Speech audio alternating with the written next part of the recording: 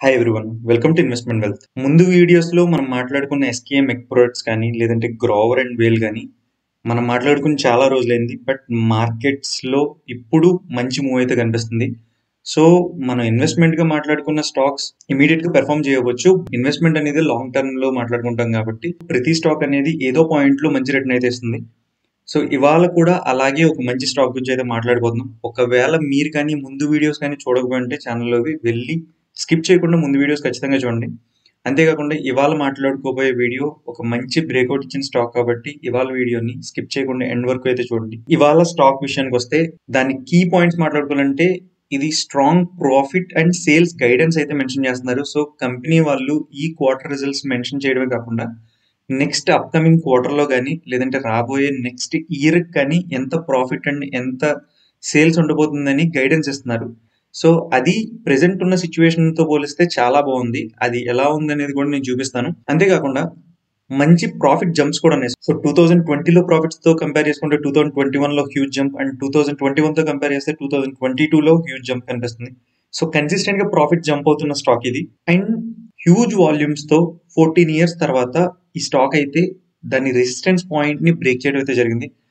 So, profits jump అవుతున్న టైంలో and మంచి ప్రాఫిట్ అండ్ సేల్స్ గైడెన్స్ ఇస్తున్న టైంలో వాల్యూమ్స్‌తో చార్ట్ బ్రేక్అవుట్ ఇవ్వడం అనేది హ్యూజ్ అడ్వాంటేజ్.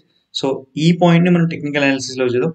అండ్ ఫైనల్లీ వీళ్ళకి కంటిన్యూస్‌గా ఆర్డర్స్ వస్తూనే ఉన్నాయి. సో, వీళ్ళ ఆర్డర్ బుక్ ఎంత ఉన్నది అనేది కూడా వీళ్ళు చూపిస్తున్నారు. కంటిన్యూస్‌గా ఆర్డర్ బుక్ అయితే ఇంప్రూవ్ అవుతుంది. సో, అది కూడా నేను క్లియర్‌గా చూపిస్తాను. సో, అసలు కంపెనీ పేరేంటి? వాళ్ళు ఏం చేస్తారు? అనేది క్లియర్‌గా డీటెయిల్స్ చూద్దాం. కంపెనీ నేమ్ వచ్చేసి transformers and rectifiers India limited. దీని కంపెనీ కోడ్ వచ్చేసి TRIL అని కనిపిస్తది మీకు. Transformers and rectifiers India limited వాళ్ళు డిఫరెంట్ వేరియస్ ట్రాన్స్‌ఫార్మర్స్ అయితే తయారు చేస్తూ ఉంటారు. అండ్ దాంతో పాటు స్విచ్చింగ్ గేర్స్ కూడా తయారు చేస్తారు. సో, ఇక్కడ చూసినట్టయితే వీళ్ళు వరల్డ్స్ లోనే ఫస్ట్ 420 kV షంట్ రియాక్టర్ అయితే తయారు చేశారు.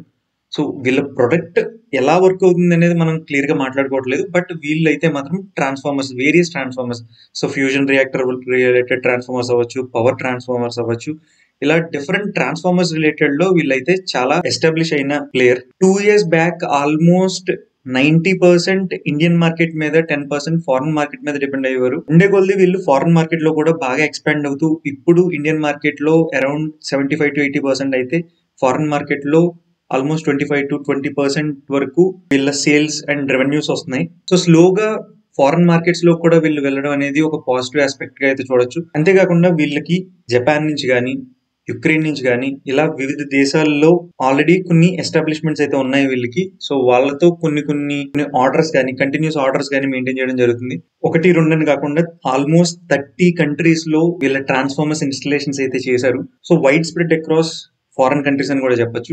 వీళ్ళ కంపెనీ గురించి వీళ్ళ ఇన్వెస్టర్ ప్రెజెంటేషన్స్ చూస్తూ ఉంటే క్వార్టర్ ఆన్ క్వార్టర్ చాలా ఇంట్రెస్టింగ్ స్టేట్మెంట్స్ అయితే కనబడుతున్నాయి. సో, అవి చూపించడం కోసం వీళ్ళ క్వార్టర్ ఆన్ క్వార్టర్ స్టేట్మెంట్స్కి అయితే వెళ్తున్నాను. మీరు కానీ వీళ్ళ క్వార్టర్ ఆన్ స్టేట్మెంట్స్ ఎక్కడ చూడాలి అనుకుంటే వీళ్ళ కంపెనీ అఫీషియల్ సైట్ లో ఇన్వెస్టర్ రిలేషన్స్ లోకి మీరు వెళ్తే అక్కడ క్లియర్ గా వాళ్ళు ఎవ్రీ క్వార్టర్ వాళ్ళ ఇన్వెస్టర్ ప్రెజెంటేషన్ అయితే మెన్షన్ చేస్తూ ఉంటారు. సో, నేను at least last few quarters investor presentation sheet లో నాకు ఇంట్రెస్టింగ్ అనిపించిన పాయింట్స్ మీకు చూపిస్తాను. సో, ఇది 2021-22 third quarter result. So, third quarter లో వీళ్ళు ముందుగా ఆ ఇయర్ మొత్తానికి అంటే 2021-22 అంటే మార్చ్ 2022 యొక్క కంప్లీట్ ఇయర్లీ రిజల్ట్ ముందుగా అయితే 800-850 crores ఉండబోతుంది వాళ్ళ సేల్స్ అని ఎస్టిమేషన్ ఇచ్చిన వీళ్ళు దాన్ని థర్డ్ క్వార్టర్ వచ్చే లోపలికి 1050-1100 crores గా దాన్ని రివైజ్ చేశారు. సో, సేల్స్ బాగా పెరగబోతున్నాయి అని చెప్పేసి వాళ్ళు అయితే ఒక స్టేట్మెంట్ ఇచ్చారు. అంతేకాకుండా వీళ్ళు ఫస్ట్ టైం 1000 crores ని దాటబోతున్నారు అని చెప్పి కూడా ఒక ఇంపార్టెంట్ స్టేట్మెంట్ అయితే ఇచ్చారు. ఇది 2021-22 థర్డ్ క్వార్టర్ లో. సో, ఆ టైంలో మీరు చూస్తే వీళ్ళకి ఆర్డర్ బుక్ అనేది 1046 crores కింద ఉంది. సో, సేల్స్ పెరగబోతున్నాయని చెప్పారు అండ్ 1046 crores ఆర్డర్ బుక్ అయితే ఉందని చెప్పారు. ఇప్పుడు థర్డ్ క్వార్టర్ లో ఇలా చెప్పిన వాళ్ళు ఫోర్త్ క్వార్టర్ లో ఏం చెప్పారో చూద్దాం. సో, థర్డ్ క్వార్టర్ లో వాళ్ళ ఆర్డర్ బుక్ 1040 crores రిలేటెడ్ గా ఉన్నది. ఫోర్త్ క్వార్టర్ వచ్చేలోపలికి ఆర్డర్ బుక్ 1148 crores అయింది. సో, మళ్ళీ ఆర్డర్ బుక్ అనేది పెరిగింది. సో, 2021-22 కి వాళ్ళు ఏదైతే గైడెన్స్ ఇచ్చారో దానికన్నా బెటర్ గైడెన్స్ నెక్స్ట్ ఇయర్ అంటే 2023 మార్చ్ వచ్చే టైంకి ముందు సంవత్సరం కన్నా బెటర్ గా ఉండబోతున్నాయి రెవెన్యూస్ అని 1200-1250 crores గా రెవెన్యూస్ ఉండబోతున్నాయని, వీళ్ళకి ప్రాఫిట్ వచ్చి 18-23 crores ఉండబోతుందని చెప్పారు. అంటే ముందు సంవత్సరం కన్నా బెటర్ రెవెన్యూ ఉండబోతుంది, బెటర్ ప్రాఫిట్ ఉండబోతుందని చెప్పారు. ఇది 2022 మార్చ్ టైంకి వాళ్ళు చెప్పిన స్టేట్మెంట్. సో ఇప్పుడు 2022-23లో వాళ్ళు రిలీజ్ చేసిన Q1 and Q2 Q1 and Q2 results లో ఏం చెప్పారో చూద్దాం. సో 2022-23 Q1 రిజల్ట్ వచ్చే లోపలికి వాళ్ళ ఆర్డర్ బుక్ అనేది 1140 నుంచి 1377 క్రోర్స్ గా పెరిగింది. సో మళ్ళీ ఇక్కడ ఒక 250 క్రోర్స్ ఆల్మోస్ట్ ఆర్డర్ బుక్ అయితే పెరిగింది. సో మేజర్ గా వాళ్ళు రిసీవ్ అయిన ఆర్డర్స్ అనేవి కూడా మెన్షన్ చేశారు. అండ్ 2022-23కి వాళ్ళు ఏదైతే గైడెన్స్ ముందు 1200 to 1250 క్రోర్స్ అని పెట్టారో ఆ రెవెన్యూని ఇంకా పెరుగుతుందని రెవెన్యూని పెంచారు. అండ్ ప్రాఫిట్ కూడా ముందు జస్ట్ 18 to 23 క్రోర్స్ ఉండబోతుందని చెప్పింది 35 to 45 క్రోర్స్ పెరగబోతుందని చెప్పారు. సో ఆల్మోస్ట్ ప్రాఫిట్ డబుల్ అయిపోతుందని, అంటే మంచి మార్జిన్స్ రాబోతున్నాయని ఈ ఇయర్ 2022-23 ఫస్ట్ క్వార్టర్ కి చెప్పారు. కానీ ఇప్పుడు రీసెంట్ గా 2022-23 సెకండ్ క్వార్టర్ రిజల్ట్స్, అంటే మొన్న సెప్టెంబర్ క్వార్టర్ రిజల్ట్స్ వచ్చే లోపలికి వాళ్ళు చేసిన లేటెస్ట్ స్టేట్మెంట్స్ ఇంకా ఇంట్రెస్టింగ్ ఉన్నాయి, అవి కూడా చూద్దాం. సో ఇది రీసెంట్ గా రిలీజ్ అయిన సెప్టెంబర్ క్వార్టర్ రిజల్ట్. ఇందులో చూస్తే వీళ్ళ ఆర్డర్ బుక్ ఇంకా ఫర్దర్ గా ఒక 100 క్రోర్స్ పెరిగింది. సో కంటిన్యూస్ గా ఎవ్రీ క్వార్టర్ ఆర్డర్ బుక్ అయితే పెరుగుతుంది. సో దీన్ని బట్టి వాళ్ళకి కంటిన్యూస్ ఆర్డర్స్ వస్తున్నాయని, దీంతో పాటు ఆర్డర్స్ రావడం వల్ల కంటిన్యూస్ గా వాళ్ళ ప్రాఫిట్స్ పెరుగుతాయి. సో మార్జిన్స్ కూడా పెంచగలిగే ఛాన్స్ ఉంటుందని మనం అర్థం చేసుకోవచ్చు. అండ్ ఆల్సో వీళ్ళు రీసెంట్ గా 9000 క్రోర్స్ రిలేటెడ్ దానికి ఒక బిడ్డింగ్ కూడా వేశారని చెప్పారు. ఇలాంటిది బిడ్డింగ్ కానీ వాళ్ళకి వస్తే ఒక్కసారి ఆర్డర్ బుక్ అనేది మ్యాసివ్ గా పెరుగుతుంది. అండ్ ముందుగా ఇచ్చిన గైడెన్స్ రెవెన్యూ ఏదైతే ఉందో దాన్ని అలా ఉంచేశారు. బట్ ప్రాఫిట్ ఆఫ్టర్ ట్యాక్స్ ఏదైతే ఉంటుందో ప్రాఫిట్ ముందు మాక్సిమం 30 to 45 క్రోర్స్ ఉంటుందని చెప్పింది 45 to 50 క్రోర్స్ అని చెప్పారు. సో మీరు చూస్తే ఎవ్రీ క్వార్టర్ వీళ్ళు ప్రాఫిట్ ఎంత ఎక్స్పెక్ట్ చేస్తున్నారో చూడండి. సో క్వార్టర్ ఆన్ క్వార్టర్ వచ్చే లోపలికి వీళ్ళు ఇయర్లీ ప్రాఫిట్ అనేది పెంచుకోగలము అని కాన్ఫిడెంట్ గా చూపెడుతున్నారు. రీజన్ వాళ్ళకి పెరుగుతున్న మార్కెట్ ఆర్డర్స్ వల్ల. అండ్ రీసెంట్ గా ఇది సెప్టెంబర్ క్వార్టర్ వచ్చే టైంకి, సో మనకి ఇంకా నెక్స్ట్ క్వార్టర్ జరగలేదు కదా, బట్ అక్టోబర్ లో వీళ్ళకి ఆల్రెడీ ఇక్కడ చూపిస్తున్నట్టు ఒక మంచి ఆర్డర్ అయితే ఆల్రెడీ వచ్చింది. సో దీన్ని బట్టి అర్థం చేసుకోవచ్చు మళ్ళీ నెక్స్ట్ క్వార్టర్ లో కూడా వీళ్ళ ఆర్డర్ బుక్ అయితే పెరగబోతుంది. సో ఓవరాల్ చూసుకుంటే కంపెనీ దగ్గర సాలిడ్ గా మంచి ఆర్డర్ బుక్ ఉంది అండ్ కంటిన్యూస్ ప్రాఫిట్స్ పెంచుతామని చెప్తున్నారు. సో వీళ్ళు నిజంగా చెప్పిన 50 క్రోర్స్ కానీ ఈ ఇయర్ కి, అంటే 2023 మార్చ్ వచ్చే టైంకి కానీ ఇయర్లీ ప్రాఫిట్ 50 క్రోర్స్ కానీ వాళ్ళు అచీవ్ చేయగలిగితే అసలు అది లాస్ట్ ఇయర్ మీద ఎన్ని రెట్లు పెరిగింది అనేది అన్ని కూడా క్లియర్ గా ఫండమెంటల్ అనాలిసిస్ లో చూద్దాం. సో ఫండమెంటల్ అనాలిసిస్ విషయానికి వస్తే కంపెనీ యొక్క మార్కెట్ క్యాపిటల్ 773 క్రోర్స్, ఒక మీడియం స్మాల్ స్కేల్ కంపెనీ ఇది. బట్ గ్రో అవ్వగలిగే ఛాన్స్ ఉంది, ఎందుకంటే వీళ్ళ సేల్స్ మార్కెట్ క్యాపిటల్ కన్నా తక్కువ ఉంది. అండ్ రీసెంట్ గా వీళ్ళ సేల్స్ ఇంకా పెరుగుతున్నాయి. సో మార్కెట్ క్యాపిటల్ ఎక్స్పాండ్ అయ్యే స్కోప్ అయితే బాగా కనిపిస్తుంది. Stock P almost industry P దగ్గర ఉంది. సో అస్సలు ఓవర్ వాల్యూడ్ కాదు. వీళ్ళకి కొంచెం ప్లెజ్ పర్సెంటేజ్ ఉంది. సో కంపెనీ ఫర్దర్ గా అయితే ప్లెజ్ పర్సెంటేజ్ అయితే పెంచట్లేదు. అట్లీస్ట్ అదైతే గుడ్. ఫ్యూచర్ లో తగ్గిస్తారనేది చూడాలి. ప్రెసెంట్ ROCE బెటర్ గానే ఉంది, బట్ ROE ఇంకా ఇంప్రూవ్ అవ్వాలి. వీళ్ళ క్వార్టర్ ఆన్ క్వార్టర్ రిజల్ట్స్ వస్తే సేల్స్ లాస్ట్ ఇయర్ 2019 నుంచి చూస్తే గ్రాడ్యువల్ గా అదే 150s మిడ్ రేంజ్ లో ఉండేది. 2021 వచ్చే లోపలికి 200 లెవెల్స్ లోకి సేల్స్ జంప్ అయ్యాయి. బట్ వేరే 2022 దగ్గరికి వచ్చే లోపలికి 300s లోకి వచ్చే సేల్స్. సో ఓవరాల్ గా సేల్స్ అయితే బాగా ఇంప్రూవ్మెంట్ అయితే కనిపిస్తుంది quarter on quarter. So recent గా లాస్ట్ 4-5 క్వార్టర్స్ లో కొంచెం మార్జిన్స్ తగ్గినా కూడా లాస్ట్ క్వార్టర్ మంచి మార్జిన్స్ అయితే మెయింటైన్ చేశారు. అండ్ వీళ్ళ నెట్ ప్రాఫిట్ విషయానికి వస్తే అసలు సింగిల్ డిజిట్ లో ఉన్న నెట్ ప్రాఫిట్ సడన్ గా మంచి డబుల్ డిజిట్ గ్రోత్ అయితే చూసింది. ఈవెన్ లాస్ట్ క్వార్టర్ తో కంపేర్ చేస్తే ప్రాఫిట్ డబుల్ అయింది. And even last year same quarter తో కంపేర్ చేసినా కూడా ప్రాఫిట్ డబుల్ అయింది. సో ఎక్సలెంట్ క్వార్టర్ రిజల్ట్స్ అయితే వచ్చాయి వీళ్ళకి. సో ఇయర్ ఇయర్ రిజల్ట్స్ విషయానికి వస్తే సేల్స్ కన్సిస్టెంట్ గా పెరుగుతూ వచ్చే ఆల్మోస్ట్ లాస్ట్ 10 years లో సేల్స్ అయితే డబల్ అయ్యాయి.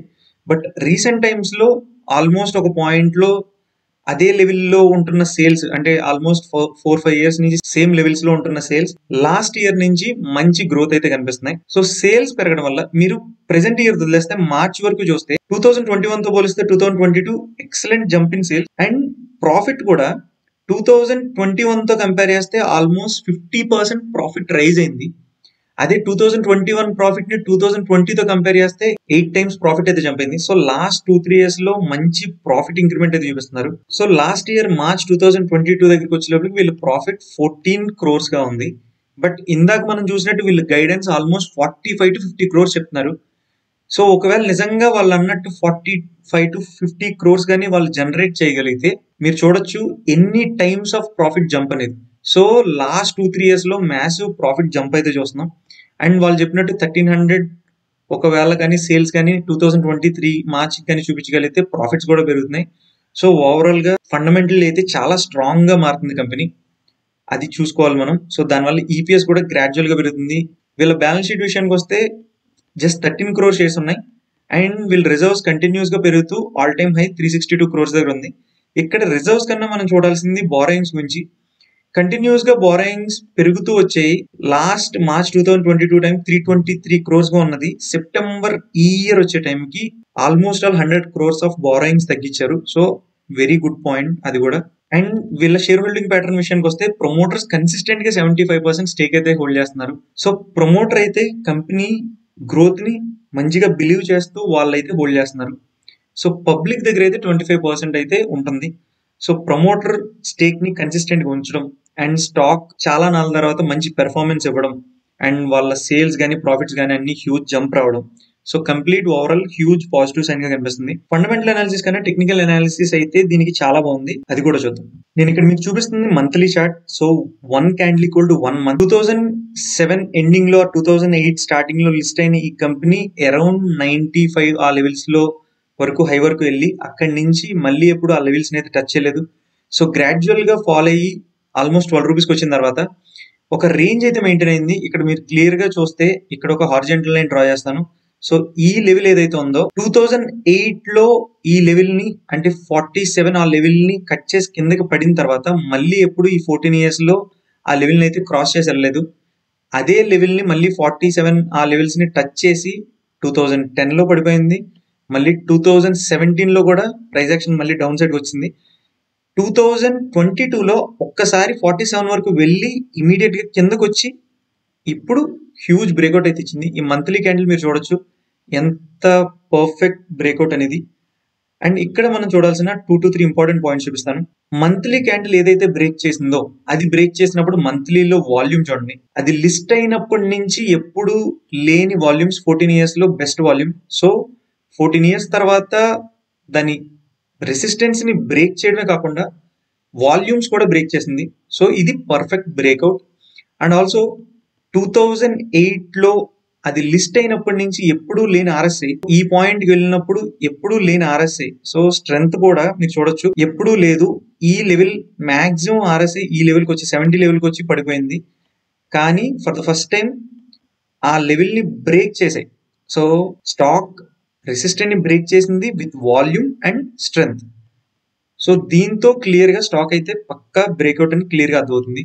సో ఇప్పుడు ఇక్కడ మనం చూడాల్సిన ఇంకొన్ని పారామీటర్స్ ఏంటంటే, సో ఈ బ్లూ లైన్ వచ్చేసి 30 days moving average, orange line వచ్చి 50 days మూవింగ్ యావరేజ్. సో మంత్లీలో 30 days moving average 50 days moving average ని కూడా బ్రేక్ చేసింది. సో క్లియర్ గా ఇమీడియట్ స్ట్రెంత్ అయితే కనిపిస్తుంది. సో మీరు ఇక్కడ చూసినట్టయితే ఆల్మోస్ట్ లో ఈ లెవెల్ వరకు పడేది హై 47 లెవెల్స్ కి వచ్చింది. 14 years ఇదే లెవెల్ మధ్యలో కన్సాలిడేట్ అయ్యి మంచిగా బేస్ ఫామ్ చేసి ఇప్పుడు బ్రేక్అవుట్ ఇచ్చింది. సో ఫర్దర్ గా అయితే స్టాక్ అయితే హ్యూజ్ ర్యాలీ ఉండబోతుంది. కాకపోతే ఇమీడియట్ గా ర్యాలీ చేయదు. అందరూ ఇలా బ్రేక్అవుట్ అయ్యింది కదా అని చెప్పేసి ర్యాలీ చేస్తుందని ఎక్స్పెక్ట్ చేస్తారు. కాబట్టి ఈ స్టాక్ ఇక్కడే ఈ లెవెల్లో సో 60 రూపీస్ నుంచి 50 రూపీస్ మధ్యలో కన్సాలిడేట్ అయ్యి అది ఎన్నాళ్ళు అవుతుందనేది మనం చెప్పలేం. బట్ కన్సాలిడేషన్ 3 months అవ్వచ్చు, 6 months అవ్వచ్చు. తర్వాత వెళ్ళే ర్యాలీలో మాత్రం స్టాక్ అయితే ఇక్కడ నుంచి 100%, 200%, 300%, 400%, ఈవెన్ 5 to 10 times రిటర్న్ ఇచ్చినా కూడా ఇవ్వచ్చు. సో ఈ డెకేడ్ లో ఆర్ 14 years లో ఏదైతే రన్ ఇవ్వలేదో స్టాక్ ఆ రన్ ఇవ్వడానికి అయితే రెడీగా ఉంది. సో ఈ పాయింట్ లో క్యాచ్ చేయడం అనేది చాలా బెటర్. దీనికి పెద్దగా లెవెల్స్ పట్టించుకోకర్లేదండి. 58 ఉంది ఈ లెవెల్స్ లో. ప్రెసెంట్ లెవెల్స్ లో కొంచెం ఇన్వెస్ట్ చేసి మళ్ళీ ఇది 47 to 48 లెవెల్స్ వచ్చే వరకు ఎవ్రీ డిప్ లో అంటే పడుతున్న ప్రతిసారి కొంచెం కొంచెం యాడ్ చేసుకోండి. జస్ట్ పేషెన్స్ తో యాడ్ చేసి హోల్డ్ చేయండి. నా ఒపీనియన్ లో ఈ స్టాక్ అయితే 58 కదా. సో ఫస్ట్ టార్గెట్ కింద ఈజీగా 100 పెట్టుకోవచ్చు. బట్ ఈ కన్సల్టేషన్ తర్వాత నెక్స్ట్ రాబోయే బ్రేక్అవుట్ లో మాత్రం స్టాక్ అయితే మాత్రం ఇక్కడ నుంచి మినిమం 3 to 500% అంటే 300 to 500% అయితే రిటర్న్ ఇవ్వబోతుంది. అంటే స్టాక్ మినిమం 50 రూపీస్ దగ్గర ఉన్నది అనుకుంటే అట్లీస్ట్ 200 to 250 అయితే స్టాక్ వెళ్తుంది. సో అంతకు మించి కూడా వెళ్ళొచ్చు. బట్ అట్లీస్ట్ అదైతే నా మినిమం టార్గెట్. సో ఎవరైతే లాంగ్ టర్మ్ ఇన్వెస్ట్ చేయాలనుకుంటున్నారో, ఒక తక్కువ వాల్యూ ఉన్న స్టాక్ ఇన్వెస్ట్ చేయాలనుకుంటున్నారో వాళ్ళకి ఫండమెంటల్లీ అండ్ టెక్నికల్లీ కూడా ఇది చాలా మంచి స్టాక్. సో ఇది నా అనాలిసిస్. ఒకవేళ మీకు కానీ ఈ స్టాక్ నచ్చితే మీరు కూడా మీ ఓన్ అనాలిసిస్ చేయండి. మీకు కూడా మీ ఫండమెంటల్ అండ్ టెక్నికల్ అనాలిసిస్ ద్వారా ఇది బై అనిపిస్తేనే బై చేయండి. అంతేగాని ఇది నా బై రికమెండేషన్‌గా అయితే భావించొద్దు. Hope you like the video. ఒకవేళ మీకు ఈ వీడియో నచ్చినట్టయితే ఖచ్చితంగా సబ్స్క్రైబ్ చేసి, ఈ వీడియోని లైక్ చేసి కింద కామెంట్ సెక్షన్‌లో అయితే మెన్షన్ చేయండి. Thank you.